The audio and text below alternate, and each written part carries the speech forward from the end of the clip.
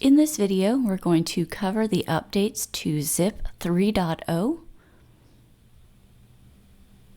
The enhancements we've added to this release, you'll see with the admin login in Zip. We've added a user status on the loan originator table. We've added the ability to add custom questions to your application. We have the ability to require the demographics in your application. We've also added an email merge field function to the email subject line. You can now use the Google Analytics for all individual loan originators' landing pages. We've added the ability to require document request items at the end of the application. And we've enhanced the loan summary to allow the borrower to see their application information and store that inside of your system. Let me open up Zip and walk you through where these enhancements are found. I've opened up Zip for us here, and it does open to the Loan Originators tab, which is where we're going to start with our updates. On the Loan Originators screen, down at the bottom, you see the results, and these are all of your users inside of Zip. In this release, they've added the users type column so you can see what access each user has at a glance. If you need to know what that access entails, you can click the Edit Users next to the user you want to see, and that will open back up and give you the definitions here in the borrower portal area as to what access does what. Our next enhancement is with custom questions. I'm going to move down to configuration underneath the borrower interview area. And I'm going to scroll down a little. They've added the ability to add custom questions at the beginning and end of your application. Near the top, you can see Custom Questions 1 with a gray edit button. And if I scroll down, you can see near the bottom, there's Custom Questions 2 with a gray edit button. Let's walk through adding some questions. I'm going to click the gray edit button. Here's where you can create your custom questions for your application. The top menu title is what you'll see in the configuration list inside of Zip.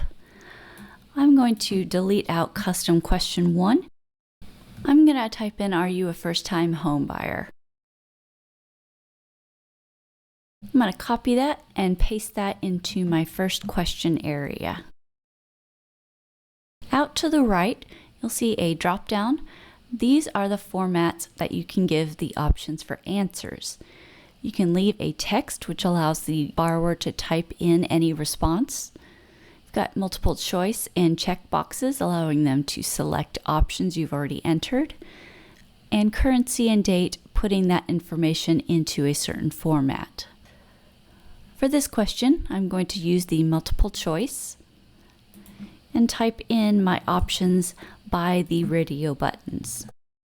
You do have the option to add more than 2. You can see the add option below. You would click there and it gives you an extra line. If you wish to delete one of your options, there's an X to the right which clears out that line. To the bottom right of the question, there's a green toggle button to require that question to be answered in your application. I'm going to leave this one on as required. I'm going to also add another question, so I'm going to click the gray Add Question at the top. And I can enter in my next question. I'm going to ask if they have a contract already, what is the closing date?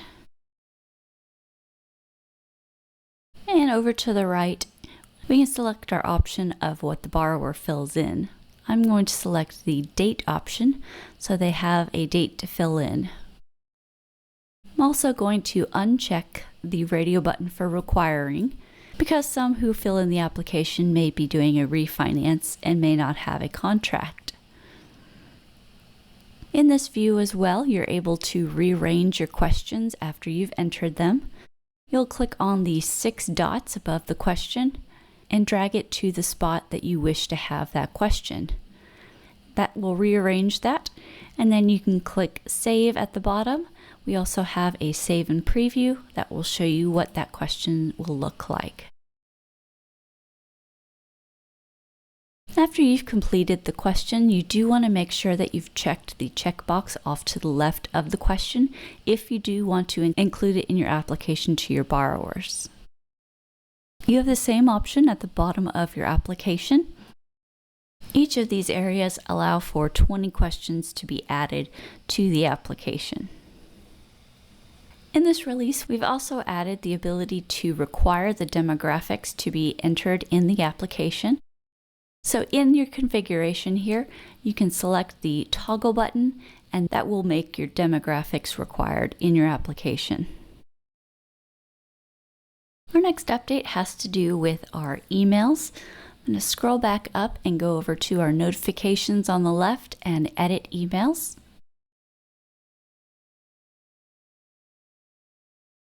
In this release, we have added the ability to add the merge fields in your subject line now. Previously, you were able to do this in the body, but not in the subject line. In any of your email notifications, click that drop down here for you. You're able now to use the merged fields inside of the subject line by clicking into the subject line and then clicking one of the options that you have in the drop down here.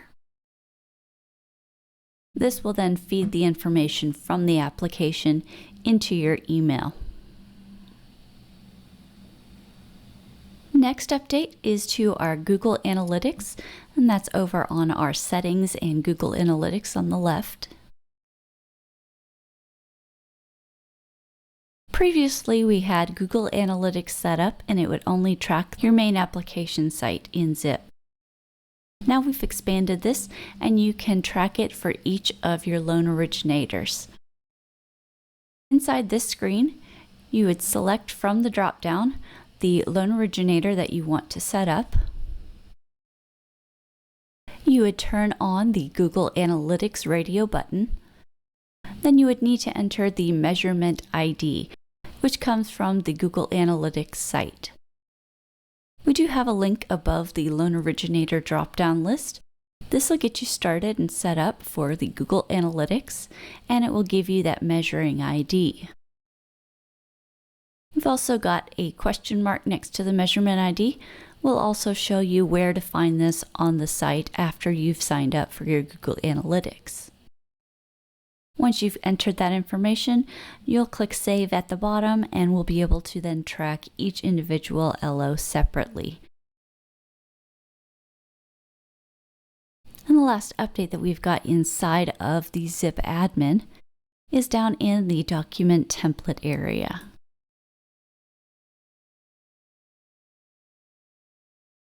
This is where the admin would set up a list of all documents that they might want the customer to send to them.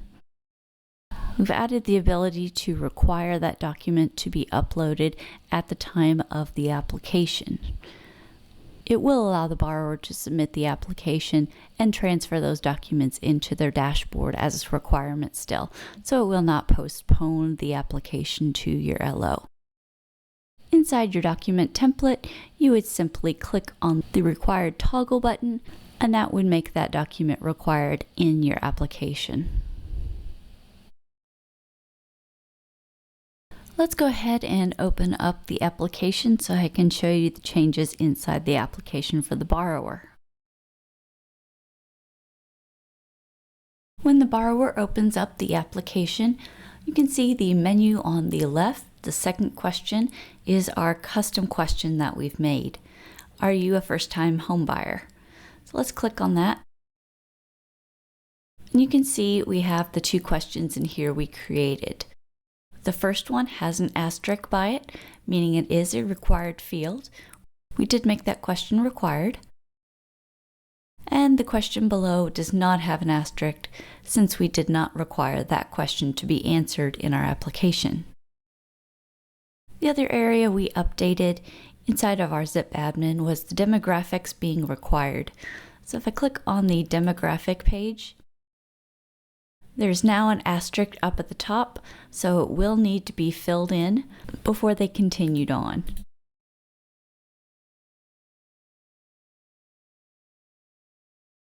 On the Submit tab, we've now added a loan summary, which allows the borrower to view their application information before they click Submit and send it over to their loan originator.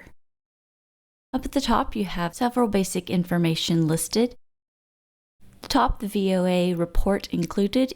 If the borrower has completed a verification of assets inside of the application, then this box will be checked and information will be out to the right.